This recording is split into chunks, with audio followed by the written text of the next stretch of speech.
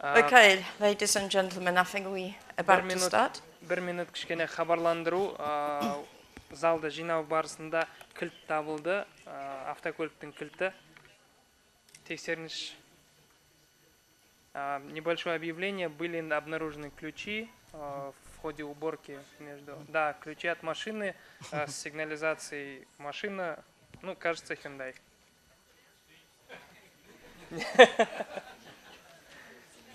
Смотрите, сигнализация Шерхан, да. Они будут здесь, можешь попозже подойти. Или давай. Okay, ladies and gentlemen, can I ask you all to be seated, please, and get ready for the last session of today. I'm not going to say that it's going to be the most exciting session, but definitely it's going to be a good one.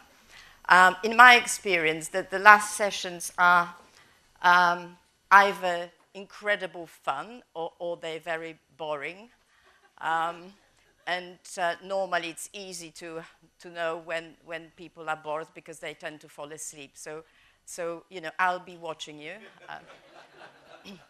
So ladies and gentlemen, my name is Liliana Biglou. I'm educational and social impact consultant. I'm very, very honored to be moderating this last discussion. And I'm also very pleased to be amongst all those amazing eminent speakers. I have a confession to make. I have absolutely no experience of working at higher education institution. None. But what I have is I didn't hear that. but what I have is 25 years of experience as a British Council Director overseas, including Kazakhstan, of working with universities and higher education establishment. And actually, I think I was the originator of the first ever conference in Kazakhstan about 18 years ago on the entrepreneurial university. So if there is anybody here who was alive 18, 20 years ago, please come and talk to me. Maybe you attended the conference. I also worked a lot with young people on skills for employability, but also on skills for entrepreneurship, how to start your own business. And you know, so far we've had absolutely amazing discussions, and I've been taking copious notes and lots of ideas in my head. However, the discussions have been about what is being done to the children, to the young people. And we have not yet heard about their views and their aspirations, the people who are actually on the receiving end. And I think it is really very important because these are the guys who will be employers, employees, and leaders. It will not be us. Well, us, I'm talking about, me. They will actually shape the future world. So I think it's very important, to hear what they have to say, how they perceive the higher education at the moment, and what their expectations are, and their experience. So we've got amazing speakers today. We've got Camilla Mametova. We have Maulen Akhmetov. We have Camilla Rowland. So wave to people so people know who you are. And we've got Krepak. And I very quickly want to introduce them for you. So Camilla Mametova. I'm sorry, it's very dry here in Astana. So Camilla Mametova, she's recently graduated from Nazarbayev University. She has an economics degree with top marks. While at the university, she was a student government president, and she represented many students at academic council. She's absolutely passionate about debates, but also, and would you ever guess, she loves shopping. She loves shopping, and she is passionate about ballet. Okay, let's do ladies, women first. So Camilla Rowland, she's a master's student at the university, Nazarbayev University here, at the School of Education, and she's studying educational leadership. She's a social entrepreneur. She works with her team on an inclusive education center, assistive technology library to support people with special needs. Now, guess what she does in her spare time? Apart from playing piano, and I hear that she's very good at this, and being passionate about inclusive theater, she actually watches cute puppy videos. Okay, no comments. Ivan Krepak is the youngest member of the panel, and I keep on telling myself that age doesn't matter, but never mind, I will be politically incorrect, and I will tell you that he's only 17 years old. Today actually is his big day, because he's just found out that he has passed his end-of-year exams at the Nazarbayev Intellectual School in Almaty, and he's entered the last year, so, fantastic. So a big round of applause. Now, Ivan, despite his tender age, is an app developer, a software developer, and an IT expert. But there's a softer side to him, because he loves stargazing. He loves stargazing, but also, and this is a secret, and I'm a little bit concerned because his mother is in the audience. I don't know whether she knows about this.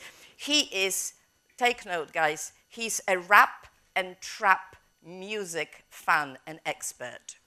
Okay, now I know what rap is, but I don't know what trap music is. So I'm going to talk to him. And last but definitely not least, it's Maulen Akhmetov. And Maulen is a literature student. He's studying French and Mandarin. He's also a social entrepreneur. And he is a co-founder of the social cafe Kunde. And the cafe supports people from underprivileged backgrounds and people with special needs to get gainful employment. His latest startup is of great interest to me. He is thinking of starting a vertical urban farm here in Astana to grow ecologically clean produce, obviously locally sourced, so that's absolutely fantastic.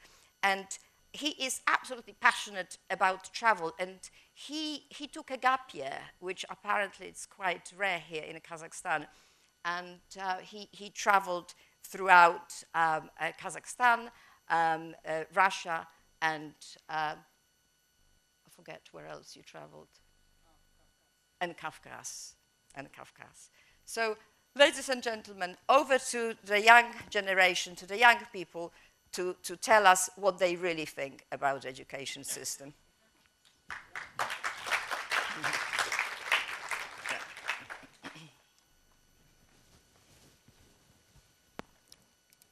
Dear ladies and gentlemen, I'm delighted to be here today and share with you my vision on what the role of the university in developing students' skills should be like.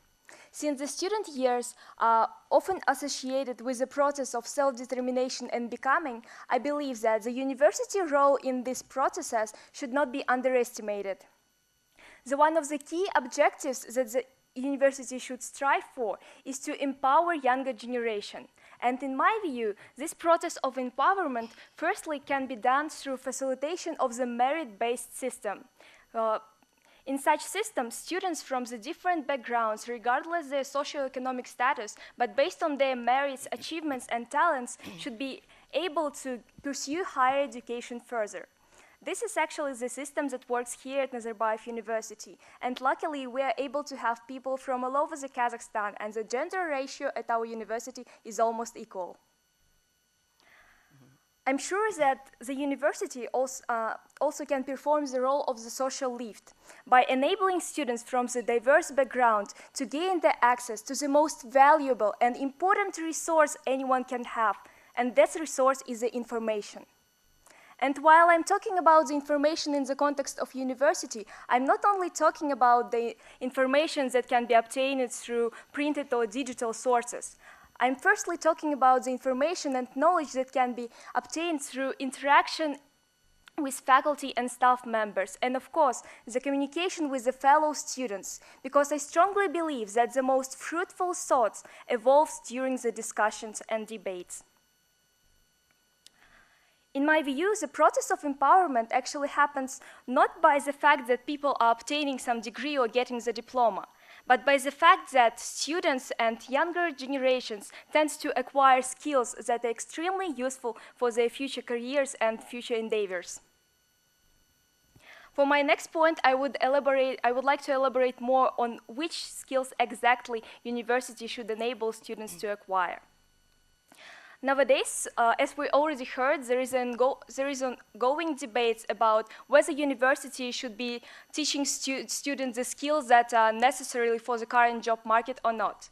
I see the big problems with the teaching students the skills that are vital for the current jobs markets, because firstly, job markets are not permanent, they tend to change. And secondly, the job markets are non-homogeneous and we have to adjust to all of them. Even if some skills that are important for the job markets can go idle even tomorrow, I still believe that there are certain core competences that will remain vital in the future. Particularly, I think that in the future realm, it will be no longer sufficient to be the professional and specialist in just your specialization or field, because the jobs of the future will require interdisciplinary approach to the program solving. And students will be required to be fluent not only in the STEM subjects, but in non-STEM as well. And in my opinion, this is the place where core curriculum can actually be the fundamental and driving force towards the success of the students. Because through the core curriculum, students will be able to obtain skills and knowledge in both sciences, humanities, IT, entrepreneurships, and other fields. And in this way, they will be empowered to see the different problems and challenges from the diverse angles and therefore come up with a creative, inspiring, and efficient solution. And in addition to this, they will be able to communicate with people who probably not consider themselves to be a part of the humanities or to be a part of the sciences and interchange their ideas. And as I already mentioned, the interchange of ideas is the key to success. However, having variety of the disciplines and exposure to them is still not sufficient to succeed. University should simultaneously give students a platform and opportunity where they can evolve as human beings by developing their leadership capabilities, critical thinking, humanity, decision-making, and responsibility. And now I would like to elaborate on some of these issues. One of the ways that university could enable its students to receive leadership competences is to allow students and provide them with a platform where they will be actually heard and listened, where they can express their views, concerns, and opinions. And this can be done through participation of students in the higher educational governance. Participation of students in higher educational governance is a part of Bologna process, and it may take the several forms. It may actually enable students to participate in the course evaluations and also allow for their representation at the university level committees. But I strongly believe that the most important thing for both of these types of participation is that student participation would have to be meaningful rather than just formal, and that the students' concerns and issues should be actually heard and acted upon rather than just received. Because when they just received, students become discouraged and no longer willing to act. Based on my own experience as the student representative in academic council, I can tell you that the being student representative is a very useful experience because you learn how to think critically, because you need to read all these documents and understand the whole idea of them and what are they talking about, even if the language is very professional and not related to your degree. Secondly, it helped me to learn the negotiation and communication skills because I needed to express my views in the most concise, clear, and the most persuasive manner to stand for the students' interest at academic council. In addition to this, and most importantly, it's taught me to care about the others and in the first place analyzed what would be useful and what would be efficient and necessary for the well-being of the community as a whole rather than just to some stakeholders, to take all the interests and come up with a vital decision. With regard to decision-making and responsibility, we as students already have some spaces to choose when we choose our major, choose some of our courses, the topics for our assignments, and so on. But I believe that further in the future, university should further encourage students to make decisions and take responsibility in their actions. And while the core curriculum can be useful for the first couple of years of education at university, I think that students should be allowed to choose their disciplines that will complement the core curriculum by themselves in the furthest future from the variety of disciplines. And who knows, maybe students will be even able to create their own major by mixing the range of the courses. Also, I think that participation in the university governance can take the place when the students can actually provide the instant feedback to the professors, and professors can accommodate them and change the course accordingly rather than doing it towards the end of the course. In order to accomplish all of this, we, of course, will need some technological development. But since I'm not expert in the tech, I hope that my colleague, Ivan, will elaborate on this more during his speech. You have to finish To conclude, in my view, university plays a central role in encouraging students. And it's our responsibility as students and your responsibility as a representative of university to build strong community that can achieve things together. Thank you. Fantastic. Thank you very much. So, ladies and gentlemen, just to sum up, Kamila was talking about empowerment through skills, and in particular, she talked about core competencies, core curriculum. She talked about developing the idea of developing the whole person.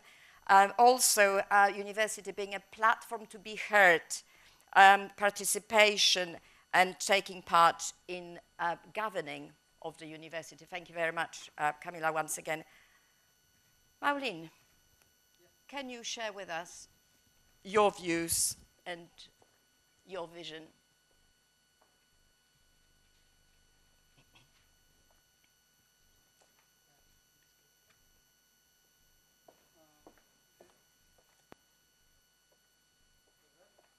Yeah. Okay. Yeah, I thought we'd rather have a conversation rather than a presentation. But it's a great honor for me to present on this stage. My name is Maulen. As Ms. Biglou said, I'm a third-year literature student, and I'm a founder at the Social Cafe project, which helps rehabilitate 150 people and now meaningfully employs 18 people with special needs. And also, 3 months back, we've started a new company. We're building a new aeroponics technology to grow vegetables indoors in Kazakhstan. So unlike my colleagues on the panel, I have no experience, and unlike everybody in here in higher education. So I think, despite what everybody says, I think I'd rather give you my experience of my own education. That's the only thing I have expertise in. So consider me as a specimen and the product of your work. That would be. Now, maybe you should leave the stage now. On a joke. Look what you've done to a poor kid. Okay. So, I'll start from Africa. South Africa, it was 2014. I was 15, and I was there as a part of National Scientific Olympiad team. I was actually a biologist, and we've been working on a project on Baikonur to grow endemic plants in cosmos. So I was very far from literature at that time. But then 1 year passed. I was in the state of Washington in a small city of Kennewick. It's a population of 100,000 kids in Kennewick High School, which had everything, smoking pot to gangs to my friend who was actually 30 in my classroom. So it was, what I want to say, it was not a private school, it was a very, what Ilfin Petrov called одноэтажная America, one floor America. And there, that was the first time when I came there and they told me, okay, your class starts tomorrow, you have to choose your classes. And I said, what? I get to choose classes? And they said, yes. And so basically, I've chosen literature, creative writing, theater, and guitar. That was my whole year in the US. Also, I've been doing a community volunteering because this whole program is about community service. So we're supposed to do 100 or 80 hours of service. I've done 300, and we had a great experience. Then, after all of that, when I came back to Kazakhstan, to great relief of my parents, I decided not to go to university after I finished school. For one, I had no idea which university to go to, and I had no idea what I'm going to do, because I certainly was sure I wouldn't want to do biology in the lab, and I don't want, and I cannot actually go and do literature. That seemed impossible then. So I decided to take a gap year, and I've been doing what I've always liked to do, my hobby, volunteering activities. And in Karaganda, my hometown, we've organized lots of them. And the realization I've had after we've, the biggest fair we had, we've raised $50,000 for one small girl called Adelia. And after 2 months of that, my friend called me, whom we organized it with. She told me that Adelia has passed away. And then I realized that nobody out of 100 volunteers, out of 1,000 people who attended the fair, except me, the organizer, and the parents, knew that what happened to all that effort, money, and goodwill. And that's when I actually experienced one more mind shift. I thought this was a meaningful thing I did, and then I discovered it actually could relate to nothing. Then I entered a long depression, which was for 4 or 5 months. That's actually why I went on hitchhiking and traveling, because I thought, well, this might be the way to educate myself, to just go, have no money, and I play the flute in different cities around Kazakhstan and Russia and Caucasus. And, well, traveling is not as cool as advertisement always says, or the videos say, no, not at all. So I came back, depressed as usual, but then I discovered online learning, mostly YouTube, mostly because I've finished all entertainment YouTube videos and I was bored. So in that community, I found out about people like Peter Singer and Dan Pallotta and actually TED. And TED actually was something that helped me to discover different ideas around the world. And I'm 3 times more happy to be on this stage because 3 years ago, the project, Social Cafe Project, started on this stage, on TEDx. And I'm happy to see the same faces who made it possible to be here. So that's why I think it's important. These conferences, they can lead to something real, to tangible results. So what I did next is followed the idea of Peter Singer and others of effective altruism, of not doing charity because you feel good, but trying to solve a social problem that other models cannot. And I remembered what we did in the US, that people can actually be professionals in this area. It can be done well. And with, I had a friend who used to give clothes, donate clothes, but the problem was that people didn't appreciate it, and etc. So we opened a small shop. We set up a shop. We said, well, we'll sell the clothes now to the people, and it will be cheap, but then we will employ a person. So first, it has to come from the community. People need to participate in this whole thing. You cannot just force the fish down their throats if they don't want it. And then second, we gave the fishing lessons to people and opportunities to work and actually make it sustainable. But then when I entered Nazarbayev University, I was introduced to this community. And first I was in biology, but then I decided to go to political science. And now I'm a literature major, mostly because I've chosen courses not by the degree or by skill sets, but by the professors and the people who teach. They happen to be in literature.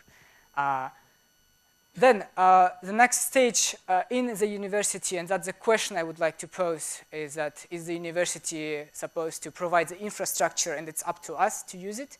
Or does it have to be taking care of everything? Does it have to force me to do all of this? Does it have to nurture? So these two projects, two big examples, and I can talk about them later on, but there was no education at my courses which would help me do restaurant business or psychiatry or biology or even anything in management. What we did is applied to Technopark of Nazarbayev University Research Institute systems, and we've participated in an incubation program. We've gathered a team within the Nazarbayev University, and what I did is first I went to our student government, which before Kamila came wasn't as cooperative.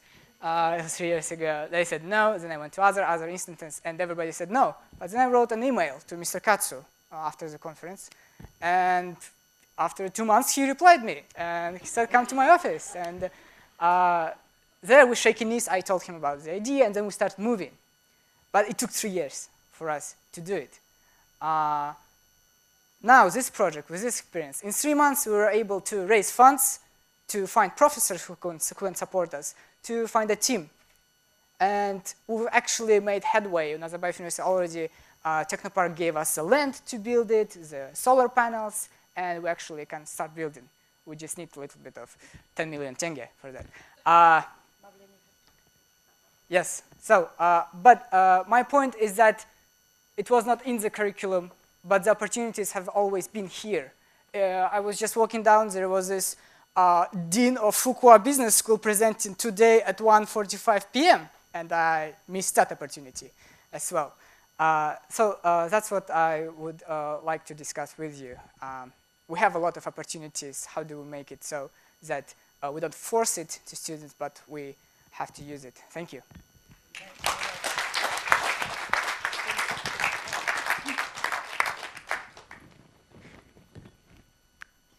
Can you hear me? For some reason, this is fading. Раз. Okay, you can hear me. Battery's dead. Werner. Сегодня меня не любят вещи. So, yeah, thank you very much, Maulen. So, Maulen, very open, very honest presentation. Thank you very much. You know, it takes quite a lot of, I think, guts to be as open as you have been. He talked about his personal pathway to university, and it's interesting, pathways are not necessarily straight and narrow. And then he is wondering about the support. Should universities provide support to students who are slightly out of the box and who think slightly out of the box? Okay, thank you very much. The next speaker is our second Kamila. Thank you. It's a great pleasure for me to speak today as a representative of Nazarbayev University Graduate School of Education and on behalf of Inclusive Education Movement Community about the role of the future university, which is the university enhanced by the principles of democratic and inclusive development. Now, President Katsu in his morning session today mentioned that Nazarbayev University tries to build strong ethics skills in the students, and we are selected on a competitive basis. I myself, as Maulen is, and we all are, the products of Nazarbayev University. I studied here for 7 years, and I got a great privilege to be invited by different international universities to participate in exchange programs in the United States, in China, in Tsinghua University, in Australia, in New Zealand, in Belarus. And all of this gives me a great privilege to be able to stand here today and to voice whatever that is that I want to voice.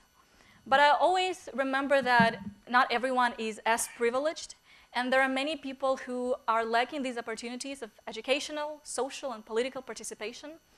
And as a president of a charity organization since 2012, I learned a lot of real stories of people who were not able to get education.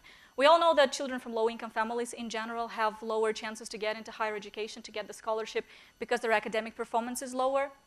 Children with special needs mostly study at homes, in a segregated, isolated environment that doesn't develop their social skills, their communication skills, significantly reduces their opportunities for employment and for quality future life. And only 1% of people with disabilities enter higher education. And I understand all of these people do not have the opportunity to stand here today and to raise their voices, although I believe they should be standing here. But I would like to say something on their regards and about the field that I study. And I believe that universities have a moral responsibility to foster inclusive, open, democratic societies where every citizen can feel like a part of a larger family, nation. In Kazakhstan, it's a family of Kazakhstan and the globe. And I would like to highlight some strategies that I think would be helpful for universities to apply to achieve that goal, that moral responsibility. The first one would be very close to what I do and what Maulen does, is supporting social projects. Now, there are many grand humanity challenges that could be solved by a variety of projects. When I started developing Inclusive Education Center, I faced multiple barriers, and I still do every single day, because I have no idea what I'm doing. I have no skills in entrepreneurship, and it's a learning journey. But when the University of Minnesota decided to support me from there, helping me to build expertise and to even help me with finances and human resources, it gave me this start.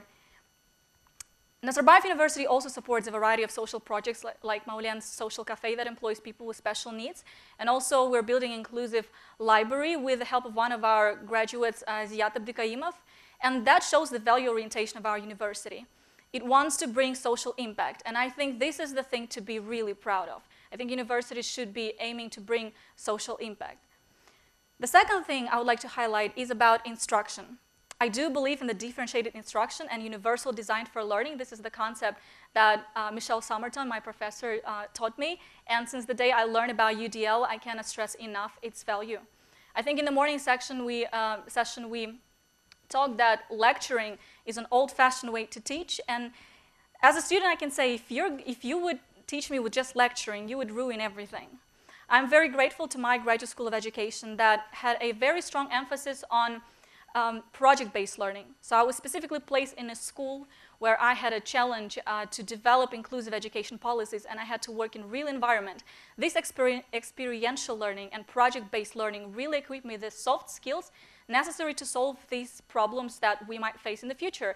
As all of our speakers highlighted, we don't know what jobs are going to be in the future and what challenges are going to be standing in front of us. But I do feel now like I have enough of strong social skills to be able to cope with any problem that you give me, because I have developed this problem-oriented thinking. If you give me any problem, I feel an urge to solve it, and I see a million ways of how this can be done, and I know where to seek for advice. So differentiated instruction and making sure our classes are universally designed is going to benefit everyone in the higher education as well as in the secondary education and in the primary education. And now the third thing is the curriculum. And yes, core curriculum is very important to develop well-rounded person. But we also want to remember to have this a place for individual input.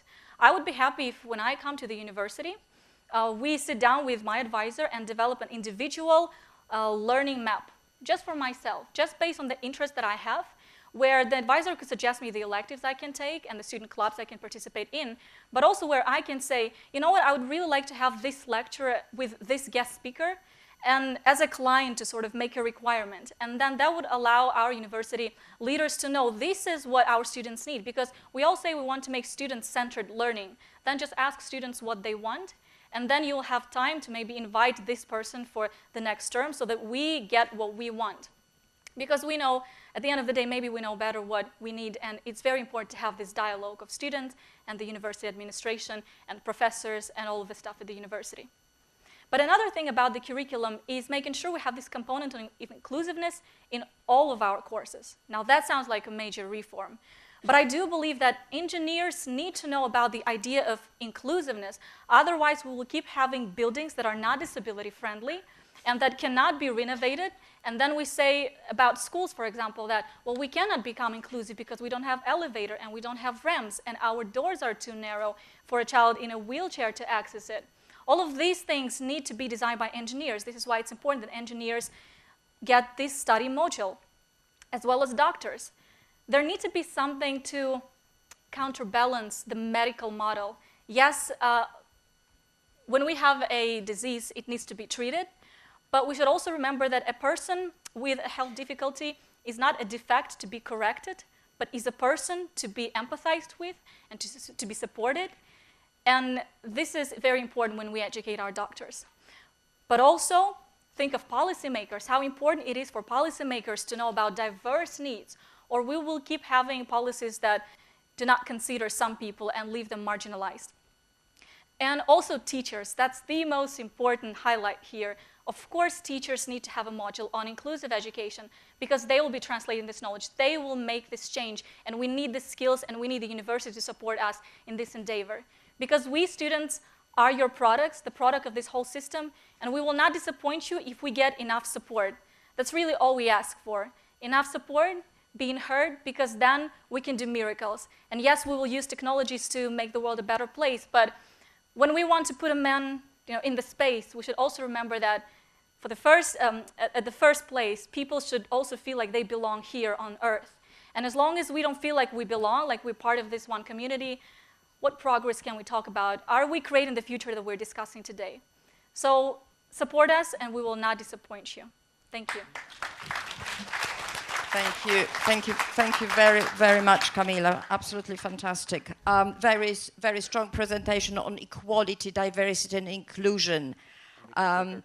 She talked about her view is that the university has a moral responsibility to fostering equality, diversity, and inclusion. She talked about curriculum that actually integrates EDI.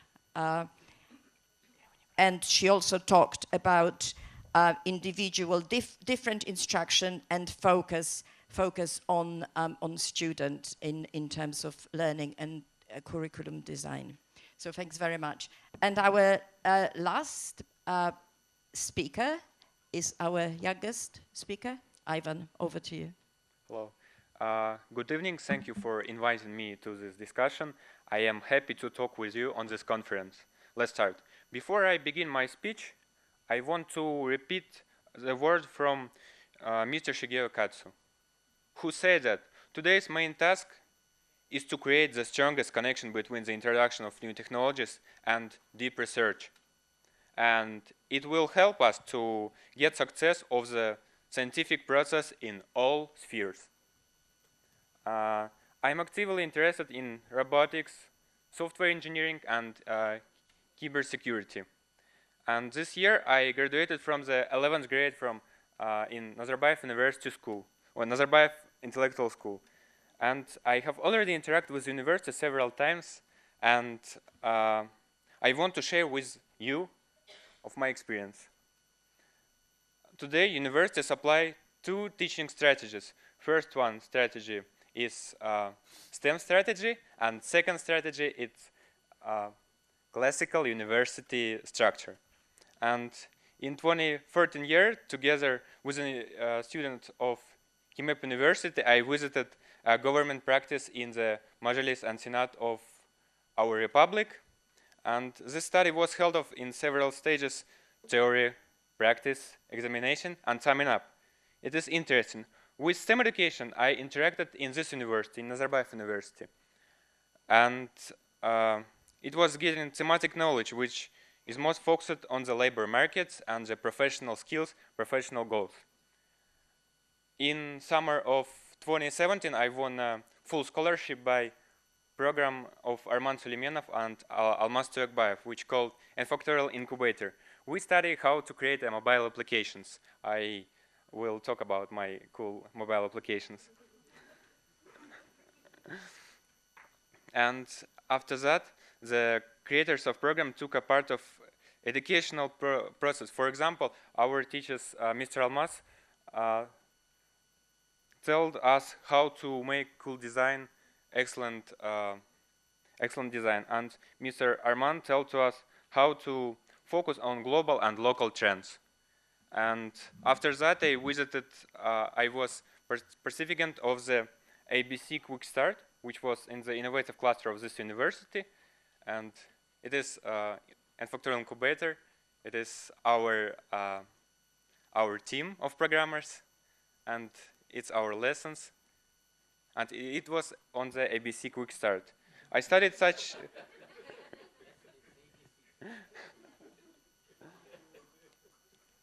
I studied areas as blockchain, cryptocurrency, and startups. In addition, the university hosted an event of startups, Olympia 2050, where guest lecturers taught us economics lessons. I know. Today, these two types of education are argue, and some are on the side of the classical university, while others believe on the STEM education will bring the greatest successful in a student. I believe that STEM education at the university program cannot exist separately. The classical university is strong in obtaining the foundation of humanities and social sciences, yes. Besides this, classical university is able to give a strong acceleration in the STEM programs.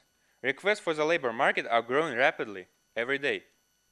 And the best innovation that is ready to accept these changes in STEM education using the latest software and hardware projects. In my experience, this innovation is best realized on the basis of exciting universities. Today, I want to talk with you about some excellent technologies, about, for example, VR. Today, the use of virtual reality technology is gaining popularity in study, in educational sphere. For example, of biological and chemical disciplines. The simplest example of using this technology is when student put on VR glasses, and after that, he can himself in a virtual laboratory and study chemical reactions. We need to use the technology. We need to use it more and more. During this time of studying STEM courses in Nazarbayev University and Internet, I created successful software and hardware products. I will talk about that. It is first Kazakhstani smart lock which is controlled by phone. I won investment of $20,000, and it was big money for me. And next, my project is Voice Commix. It's a mobile application which helps to talk between people who have problem, who have deaf-mute people and healthy people. It's yes, you can see the description on the screen. And next, my application which was created in the Nazarbayev University, it was Jaris. It is aggregator of nearest competitions. It is very important for us, important for students and school boys, and it is my application too. And I want to talk with you about three main skills, three main new technologies in education which can be implemented in educational sphere. First one, the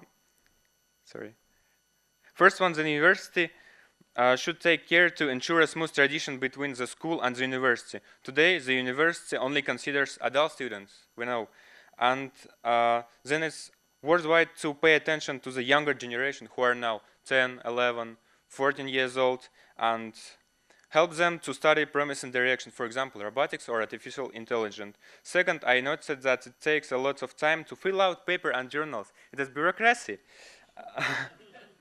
Students and teachers spend so much time to this bureaucracy. I suggest using an artificial intelligence and software programs to solve this problem. For me, it's a problem, yes. And this will help to completely abandon from paperwork. I don't like paperwork. And last, it is third, the sphere of artificial intelligence is rapidly developing. Today, it replaces taxis, traffic lights, search engines, doctors, builders, and so on. Artificial intelligence replaces a person. It learns like a person, and it has a character and a lot of features that are particular to a person. The human body is subject to aging to the a lot of biological processes. I believe that it will be a good idea to create an artificial intelligence of a teacher who can teach at the university, at the schools, and now succumb to biological process as a person. The problem of inaccessibility of quality teachers will be also solved.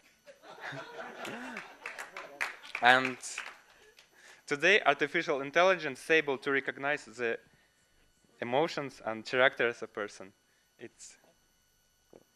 Thank you for attention.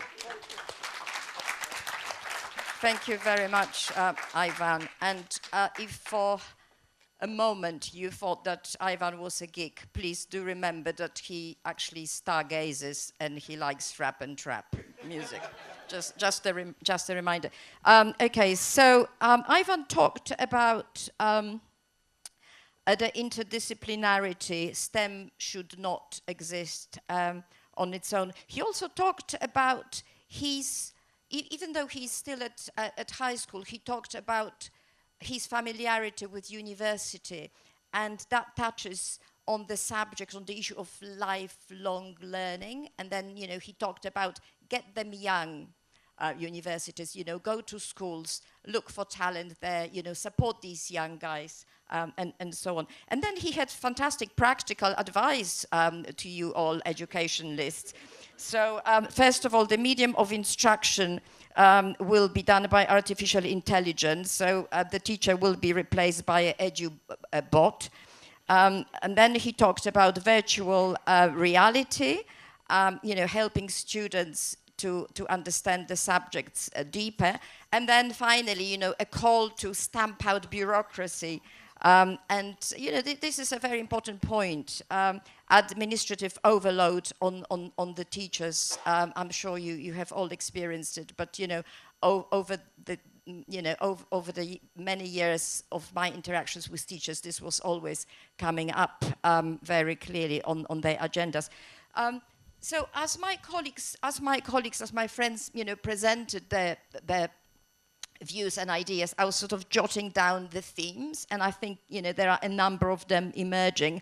First of all, themes, but also in a way a profile of a young, you know, university student and people aspiring to come to university. So first of all, these guys are familiar with technology. You know, they have digital skills, and even if they don't have you know, all the digital skills, it seems to me it's quite easy for them to get them very quickly. They work across disciplines. They talk about they like to coexist, they like to co-create, they want to have a part in, they want to be heard, and they want to take part in university management. It's very interesting. They don't seem necessarily be that concerned about the jobs. You know, the fact that jobs are changing, the fact that, you know, however many, 63% of jobs, you know, will not be there.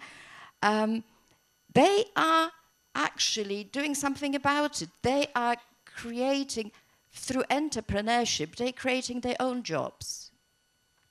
And, you know, that's something that really struck me. They're creating their own jobs, but also they're very keen on social impact. They're very keen on social entrepreneurship. So they're creating social good for others. They're creating jobs for others as well. Inclusivity, equality, diversity, inclusion, that came out very strongly. And I think they touched upon the mental health and, you know, building resilience, and, you know, the university in a way being one of the platforms. And the last thing that really struck me was, you know, these are very young guys, and they have been through quite a lot already. You know, they've seen the ups and downs of life. And, you know, thank you very much for your contributions, extremely valuable.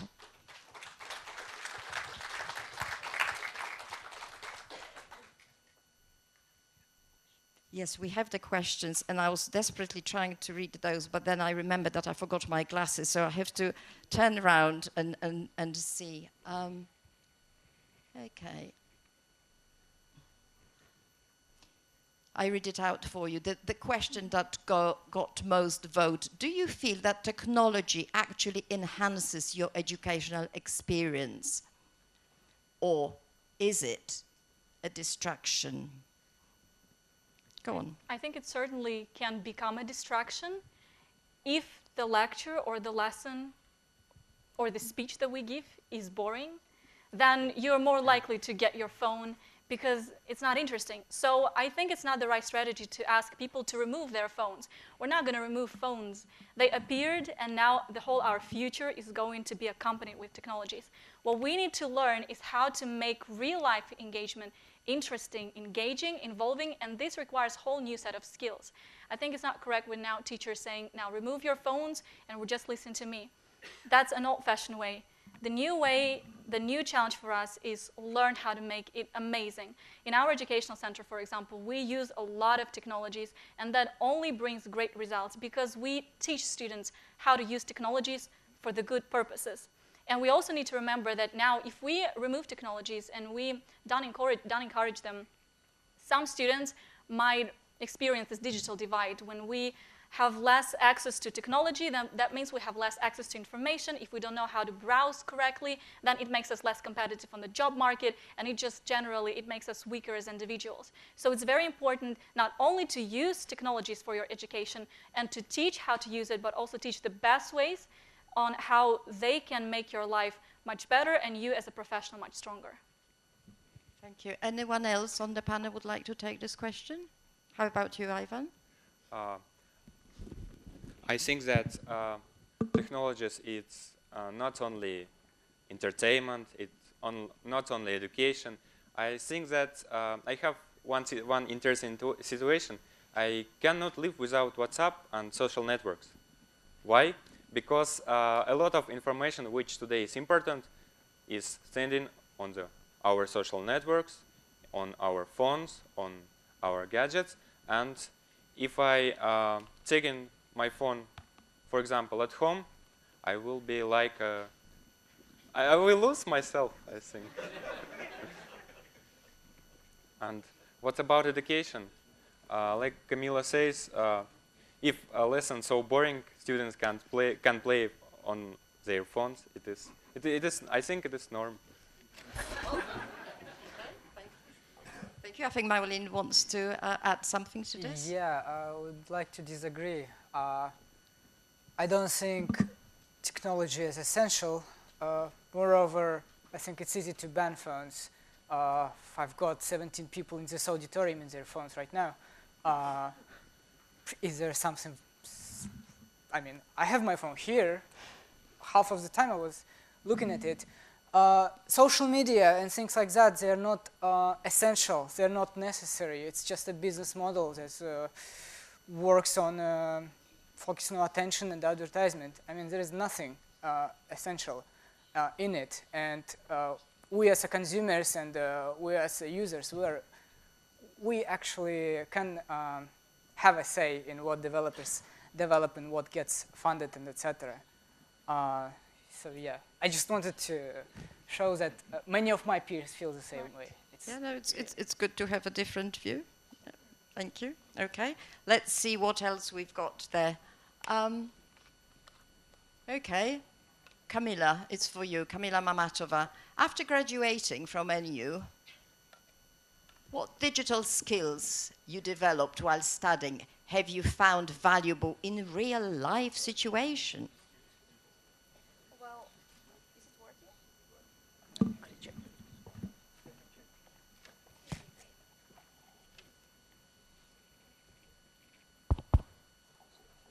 Since I have been studying economics, I think that the most common software that we have been using were the Stata and the MATLAB. These are the software that enable us to conduct economic analysis.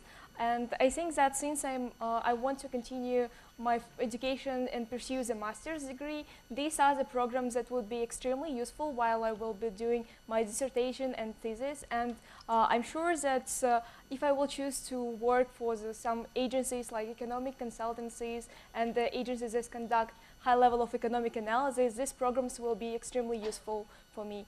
Also, of course, there were some like presentation softwares, and I think that the ability to do the presentation and also to use some slides is also quite important in current society, where you have to advertise what you do in order to make people interested and fascinated. However, I would like to mention that since we didn't have a common curriculum, I didn't take some IT-related courses like the programming and so on, and this is the thing that I'm quite regretting about, because I think that if I were able to do some programming stuff, it would be really cool, and probably I could do some apps like Ivan does and actually inspire the people who are able to create something using the computers and mobile software and devices. So that's it, I guess. Thank you. It's never too late, Kamila. And anyway, you can talk to Ivan. Okay, the next question, I can't resist that one. So it's for you, Ivan. Would you take on a task of helping teachers with reducing their paperwork? Anonymous. I want to help them, and when I helping them, I will help to students too, because teachers waste a lot of time. For example, 1 or 2 hours every day, and if today we have projects like Kunde, it is a project which it is electronic journal, but they are still using paper journals, and they want to do like that. For they are no need use paper. They are only need to use phones, computers, and artificial intelligence. Yes, I will do. I want to do mobile applications for my mobile application and web service for teachers, for students, with goal to say goodbye to the paperwork, paper journals, I think.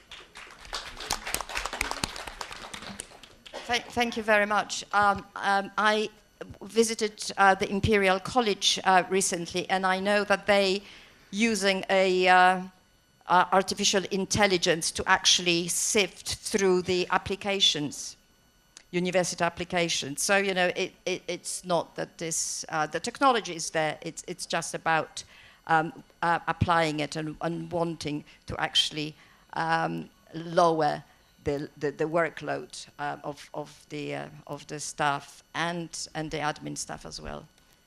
Okay. This one is a good one.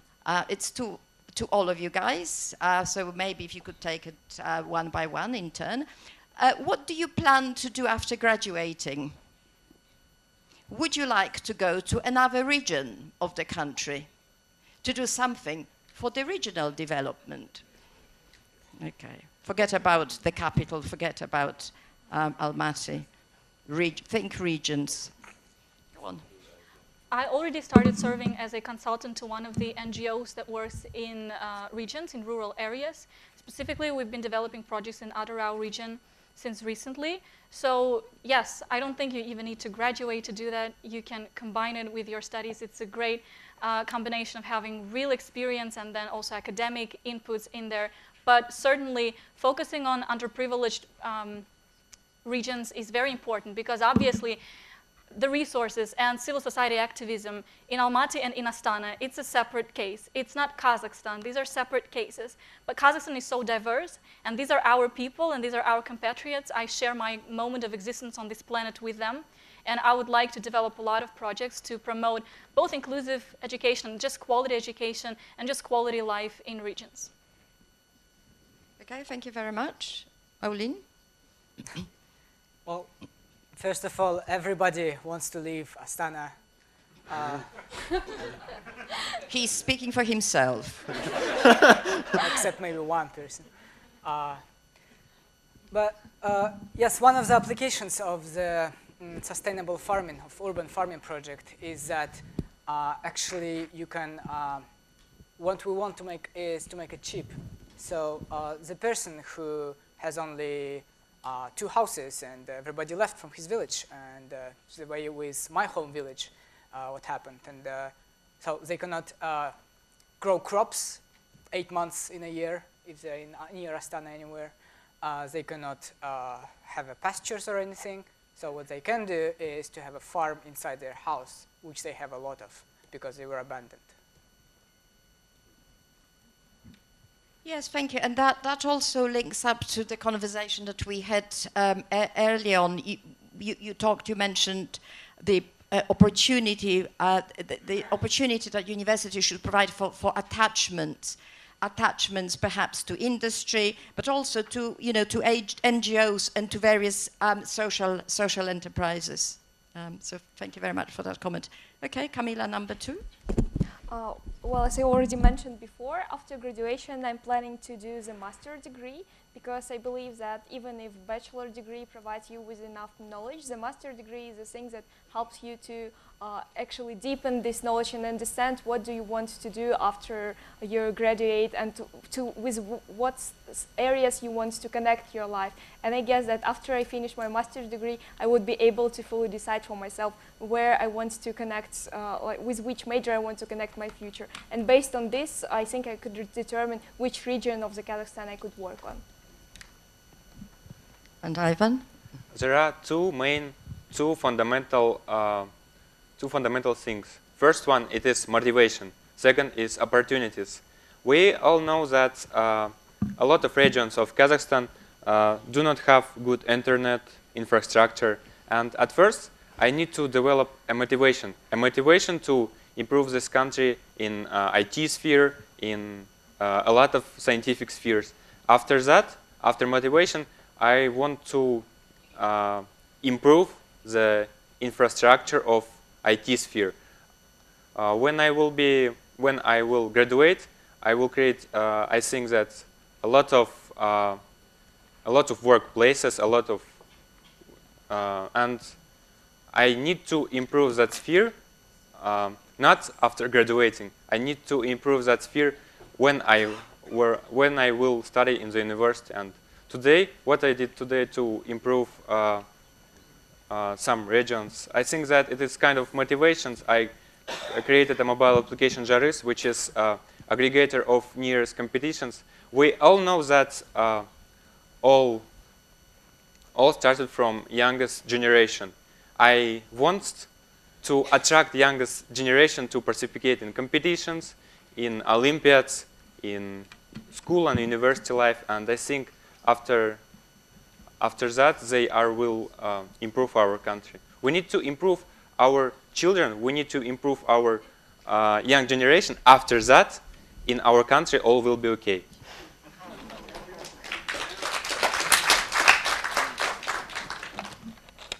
You're talking, Ivan, about internet coverage. I've recently come back from Ghana. I worked in West Africa for recently for 4 years, and the internet coverage is very, very poor in Ghana. But instead, they're using mobile technology. So that's another possible consideration. Okay, what else have we got?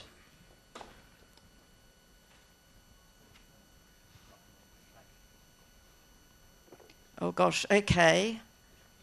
Please don't hate me, but I really like the one that got least votes. Shouldn't an adult learn to live without technology? Is banning tech from classrooms a way to teach important soft skills, including adaptability? Who is brave enough to tackle this one? I think banning cannot teach.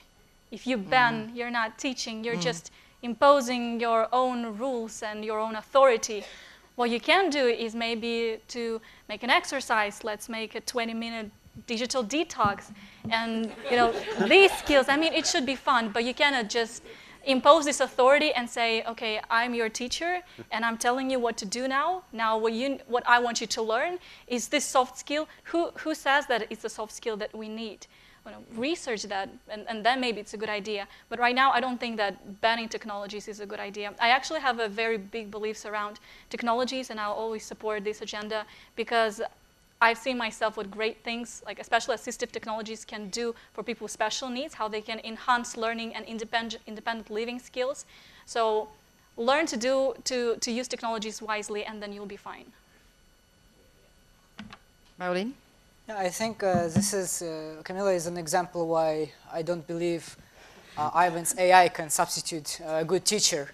Because yes, we have research, we know that writing skills and taking notes is good. We have substantial proofs that technology in classroom is bad for learning, etc.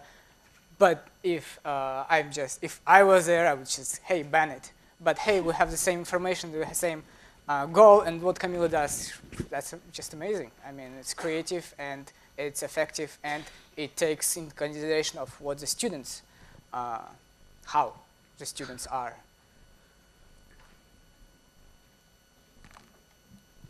Kamilla, thank you. During our computer-mediated communication class, we actually learned that there are a lot of debates going whether we should use technology or shouldn't use, whether it's decrease the quality of our communication. And the interesting thing that my professor said that some of the problems related to technology can be solved only by technology itself. So probably, and I think that a great example of it is one of the apps that Ivan has developed, because this app enables people who have hearing problems to actually communicate with people. So it's a technology that people believe actually disturbing our communication. This is a way how technology enhances it. And I think that the good and talented mobile app developers can develop even more softwares that can enhance our communication experience, even if we hold our mobile phones in our hands. Ivan, I think you want to say something. Thank you very much, Kamilla. In my opinion, we need to think about consequences. For example, in this university, in this room, no electricity. What will be? We cannot, we will talk with you more louder. You will listen our carefully, but the educational sphere, educational system will become to the Soviet model. Why Soviet model is bad, I think? Because Soviet model, goal of Soviet model of education, it is to make a stable system. But today, we are stable in education, and we need to only improve. If we will tell to technologists, no, I will know you, I will no use you, it only stop on the educational process. It will be degrading, I think. And what about adults? Adults need to forget about, sometimes they need to forget about computer games, phone games, Instagram, I think, because they are spending a lot of time and they are losing some attention. That's only opinion. Thank you. Yes, I have a very short story about banning digital learning. My 6-year-old grandson was having some reading problems, and he was using some reading software, and you know, after about 45 minutes of him spending time on this computer, I became rather concerned, and I said to him, "Listen, Joseph, isn't it time that you stopped?" He said, "Grandmother, please don't interrupt. I'm talking to the chatbot." So that was my attempt. But really, I think the idea expressed here is that you know, we should learn how to coexist with technology. The idea behind technology is not necessarily that it will take over the world and will replace human beings, or at least I hope that it won't, but that it will free us of the what's the word, drudgery and boredom associated with repetitive tasks. Number 6. Yeah. Oh, sorry, I meant 6 votes. How does NU engage with its students on governance manners? Do they have elected, appointed positions on university committees? I mean, this is just a quick one, yes or no?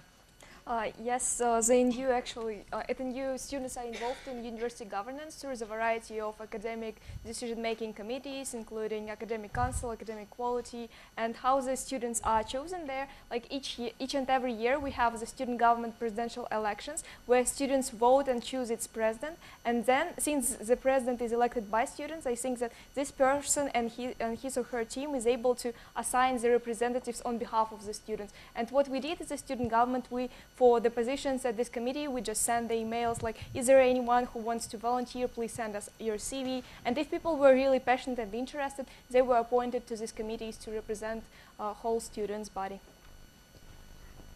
Thank you very much. And, you know, again, I think for me at least, the idea is not so much giving the voice to students, although that is very important, but actually what do you do with that voice? What happens next? What happens when you actually hear them? Okay. And also the good thing, at least on the committees that I have attended, which were the Academic Council and the Academic Quality Committee, is that the chair of the committee facilitated the discussion, because the first time when you come to the committee, you still feel a little bit uncertain and afraid, because all the other peoples are deans, vice-deans, provosts, and so on, and you feel really stressed out. But when these important people actually look at you and say, like, what do you think? And this what do you think actually empowers you, and you start to explain what do you think, and you're no longer afraid of expressing your views. And I'm really grateful for the committees that I have attended, that they encouraged me to express my views and not being afraid to actually stand for what I'm believing in. Isn't it fantastic? A big round of applause.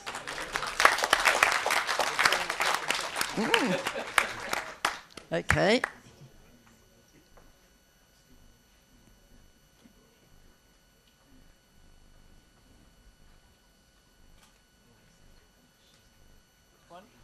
Yes, yes, why not? Let's go for it. Miss Rollan, what tips should you advise to professors and students so that they can be mindful of the silent voices, or perhaps less vocal? Well, students should do social work. I think that Maulen highlighted in his speech that importance, and I cannot agree more, because that exposes you to a variety of circumstances. You cannot just read in the article. You need to touch the stories. You need to hear them. You need to engage directly, because yes, we are elite students, but that doesn't mean we need to promote this elite, creating elite class democracy and elite class society where only we have future, and then we forget about people who leave behind. So a lot of social work, but as I said, what the professors and the university can do is include this in the curriculum. It's one thing to say that we support inclusiveness. I think it became a very popular thing to say. We support inclusive development, but it's one thing to say it, and it's a very hard challenge to actually do it. So creating working groups and actually thinking, okay, how we can make it a part of all of our curriculum is important. And as I said, supporting a lot of projects, because a lot of projects, they facilitate this problem-oriented thinking, and we can see a lot of great decisions and solutions derived from these social projects. Thanks very much. Silent voices could actually also mean students who are not necessarily have any disability at all, but students who are not as vocal as others. So it's also about drawing out. Yes. There are a variety of projects that could be done with, in general, people who are marginalized. So I'm not just speaking about people with disabilities, but obviously all kinds of minorities. That could be national minorities, religious minorities, those people who just don't feel like they belong because they never felt included in the school. They never felt like they're a part of this community. So there are many issues, many people who have mental difficulties and undergoing depression. There are multiple things, and it's not necessary for everyone to know everything and be involved in everything, but choose your own niche and try to bring your own social impact, because that will make you, I think, a much better human being and a better professional, and it make your life greater. Thank you. Maulen, do you want to comment on this? Do you want to add anything? No. Okay. Okay. Well, there is one for you, Maulen. 7 votes. Maulen, this is my moment in Russian. Maulen, поделитесь кратко принципами ведения предприятельства. It's not too bad. I haven't spoken Russian for a long time. Come on, you know. Whatever makes you happy. Okay, Anonymous. Мне кажется, то, о чем говорит Камила, самое главное здесь – это проблема. Увидеть проблему. Микрофон. Включен. Ну вот, я и говорю, вот это была проблема, которую мы только что решили. И в соцпредпринимательстве самое, если выделять одно, то мне кажется, это проблема, потому что ты должен увидеть, в чем проблема, должен познакомиться с человеком, у которого эта проблема, и ты должен понять, как ему можно помочь правильно. И это, в принципе, то, что сейчас делаете вы. Смотрите на студентов, у которых проблема с образованием, спрашиваете у нас и пытаетесь узнать и почувствовать, каково это быть студентом. И то же самое с, мне кажется, любым соцпредпринимательством. И поэтому, я думаю, когда мы работаем над такими, как problem-solving skills, и вообще идти куда-то на улицу, за город, за Астану, хоть за левый берег хотя бы, и посмотреть, как люди живут и какие у них есть проблемы, тогда начинает появляться уже и мотивация их решать, и тогда уже я знаю, какие мне ресурсы в университете нужны. А не просто, когда я просто учу биологию, потому что мои родители сказали, надо учить биологию, получаю 5, потому что надо получать 5, потом становлюсь, я не знаю, чтобы пожать руку президенту через 4 года. С красным шарфом. А когда я реально знаю, что есть вот такая вот проблема, есть такие люди, есть разные способы, как я бы мог им помочь. И готов ли я посвятить там год, 3-4 года своей жизни этому. И самая большая проблема это в том, что это обычно случайно случается. Хотя это не должно быть случайно. Когда спрашивают у соцпредприниматель чаще всего спрашивает, ой, а почему ты этим занимаешься? И ожидают какой-то великой истории, трагедии. Так не должно быть. Почему ментальниками мы занимаемся? Потому что это очень глупая проблема, которую очень просто решить. Почему Inclusive Education? Потому что есть проблема, которую можно решить. Почему это не просто соцпроект, а еще и предпринимательство? Потому что это способ сделать это sustainable. Так, что оно само себе зарабатывает, так, что люди сами работают, так, что общество готово платить за это. Yeah, wow, it's like I'm much better in Russian, turns out. So yeah, I think that's the biggest point I wanted to make in my presentation. It's that when you look at this panel and especially at Ivan, the question I always have is are we really the product of the system or are we some kind of aberrations, exceptions? And then do you cherry pick? And it's easy to get blindsided in Nazarbayev University especially. You can live the whole year and don't go outside, or you just can visit Mega, that's true. And you live in basically in this tower of Ivory Tower, and that's a big problem, I think, in many liberal education colleges in the US as well. All these echo chambers, all this. What happened with the election is just fascinating. And the way to solve it is actually give access, and that's what actually Mr. Katsu told me in the first presentation when I was talking to him, is that that's actually the term actually he used, that we need to show the purpose of this university, which was to basically make Kazakhstan, and what is Kazakhstan if not the people who live in it and the problems the experience, and the ability to solve these problems. That's basically the end point of everything we do in here, starting from engineering, ending with literature.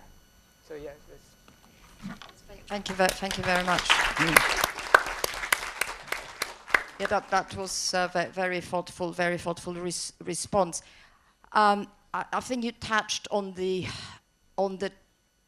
trend that I see emerging now in higher education, which is definitely a focus on the individual, but at the same time focus on collective problem, societal problem solving. So not only, you know, university doing research for research sake, but actually providing platform for students, for the government, for entrepreneurs, for businesses to get together, look at social issues, and jointly come up with ideas how to solve them.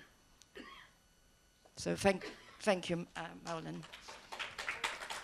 I think we have time for perhaps for two more questions.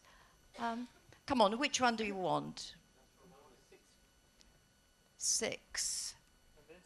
The one who shouts loudest, you know, gets the pick. So, no prejudice here. In building a merit-based system, how should NU recognize that different family backgrounds can limit preparation, but not potential?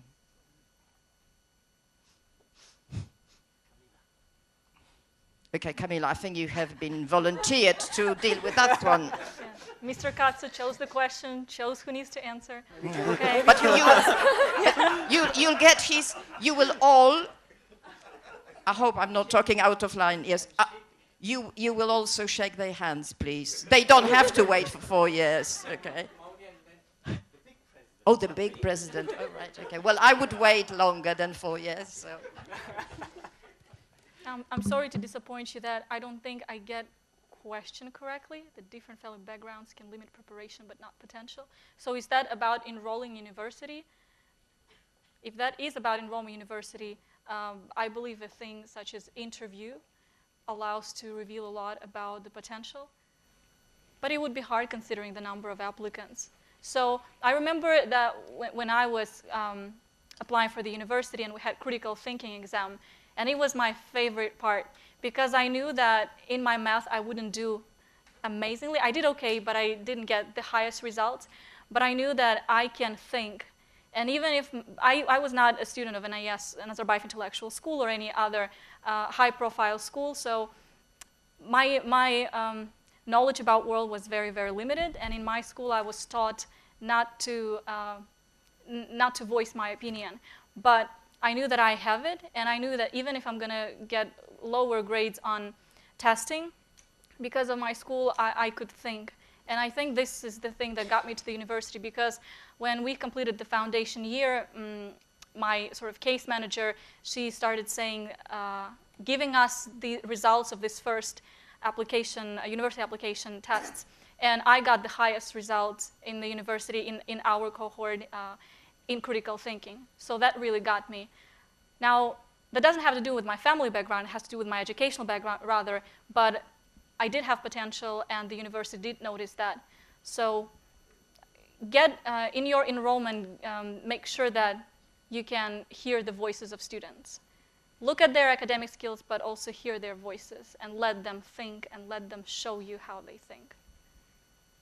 I hope that answers the question, if I understood it correctly. Yes, dear Anonymous, has it answered your question? Okay.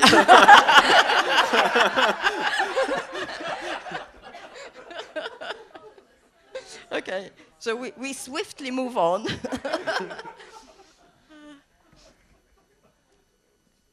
Any more questions that you would really forget about the front row? Anybody else, please?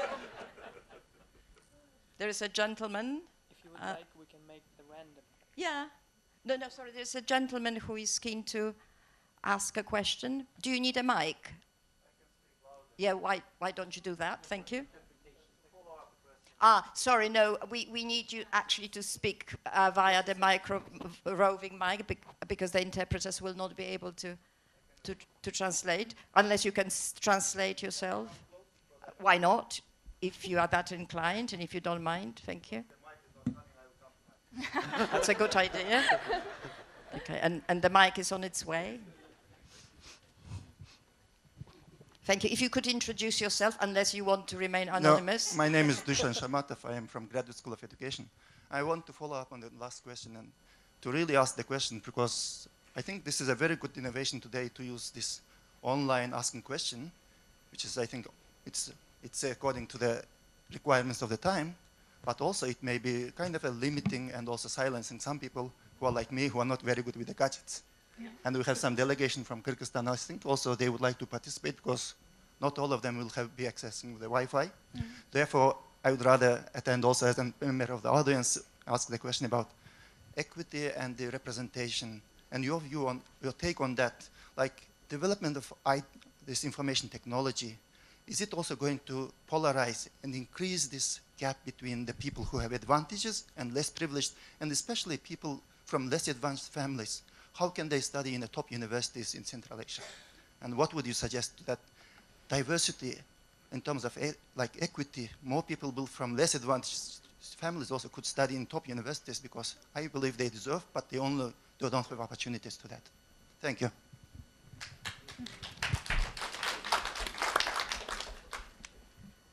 I don't think there is a fast formula to solve this problem because it is a big problem that a lot of people do not have the same, as I said, access to knowledge. There's a digital divide. Not everyone has access to internet and to using internet in a correct way. When I was doing the research with Nazarbayev University, University of Cambridge in one of the rural schools, and I talked to the students, none of them even knew about Nazarbayev University and Nazarbayev intellectual schools. They had no idea, even if they had internet. So this gap is obviously there. And even since our admissions is all via using internet system, it's certainly going to create a gap. And I don't know the answer on how to solve this, but I would just like to share that I applied on PhD program in this area, the digital divide and developing inclusive policies in the digital society. And I think development of school policies that would ensure that students at the secondary school level have access to internet and have classes on computer literacy skills and digital literacy skills could contribute to narrowing this gap and ensuring more equity in participation. Thank you very much. And I would just like to add that indeed, I think in my modest opinion, what is needed is building an awareness of the importance of technology, but also technology being potentially an equalizer. Okay, very quickly, last question. Can we have another question from the Kyrgyz delegation perhaps, or anybody else? No? Yes? Certainly. The roving mic is coming towards you. And that's the last question, ladies and gentlemen. Уважаемые студенты, спасибо за презентацию, за выступление, за ответы. У меня такой вопрос. Каковы взаимоотношения преподавателей и студентов в вашем университете? Каковы позиции преподавателей по отношению к студентам и позиции студентов по отношению к преподавателям? Спасибо. Thank you very much. Can we very quickly, can you all take turns in answering this? You know, a couple of sentences each, please. Спасибо за ваш вопрос. На мой взгляд, нельзя обобщать всех преподавателей и всех студентов, потому что это очень индивидуально. Например, с некоторыми преподавателями студенты могут быть как бы на одной волне и взаимодействовать с ними как со своими друзьями или близкими, в то время как другие преподаватели выстраивают какую-то границу и субординацию со студентами. Поэтому ответить каким-то общим одним ответом, мне кажется, сложно.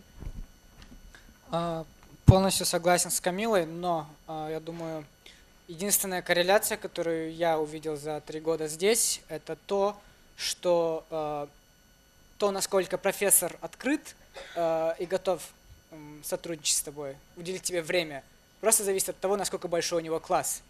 То есть, почему я пошел с политики в литературу. Одна из причин, потому что в политике у тебя будет 40 человек на уроке, в литературе у меня были уроки, где нас было 5, 3 и 10. И отсюда уже можно делать выводы. Я хочу сказать именно о высшей школе образования. У нас такая культура, что нет иерархии между профессором и студентом, и даже деканом. К примеру, самая простая вещь, мы все называем друга просто по имени. Я не называю профессора, который намного старше меня, по имени, отчеству или по фамилии, просто по имени, и ощущение, что мы, честно, просто как друзья. И да, у нас есть взаимоуважение, да, у профессора есть определенные поведенческие ожидания, академические ожидания от студентов, и студенты уважают профессора, но это не в вертикальной манере, а в очень горизонтальной. Вот у нас такое, мы как друзья, мы всегда говорим, мы комьюнити, то есть мы одна общность. И я это очень ценю в нашей школе. Хочу присоединиться к обсуждению. Я здесь в Назарбаев университете учился буквально 3 месяца. Это была летняя практика, летний лагерь программирования, куда я выиграл грант, получается. И я учился создавать мобильные приложения. У нас была команда из 10 менторов и 3 основных учителей. И мы с этими учителями и менторами общались почти на «ты». То есть мы могли подойти с каким-то вопросом. И все зависело от того, насколько мы заинтересованы, получается, в предмете. Если мы очень сильно заинтересованы в предмете, у нас есть, то есть программирование мобильных приложений, создание. Если у нас есть успехи вот, в создании мобильного приложения, но вдруг мы столкнулись с какой-то маленькой ошибкой, которая тормозит весь наш творческий процесс. Мы вот столкнулись с ошибкой и не можем ее преодолеть. Возможно, нам не хватает знаний, возможно, опыта, возможно, это ошибка компьютера, машин, такое тоже бывает. Мы без стеснения подходим, я подходил без стеснения к учителям, менторам, спрашивал, что тут не так, и они мне рассказывали. Я благодарен за такое отношение.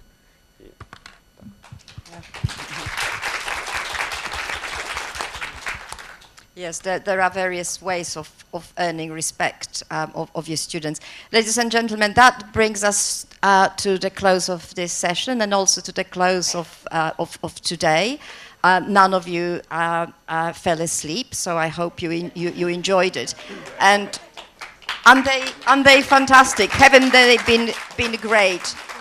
They know where they're going, they have grit, they're very brave, they're very comfortable with uncertainty, and I think the future is safe in their hands. Thank you.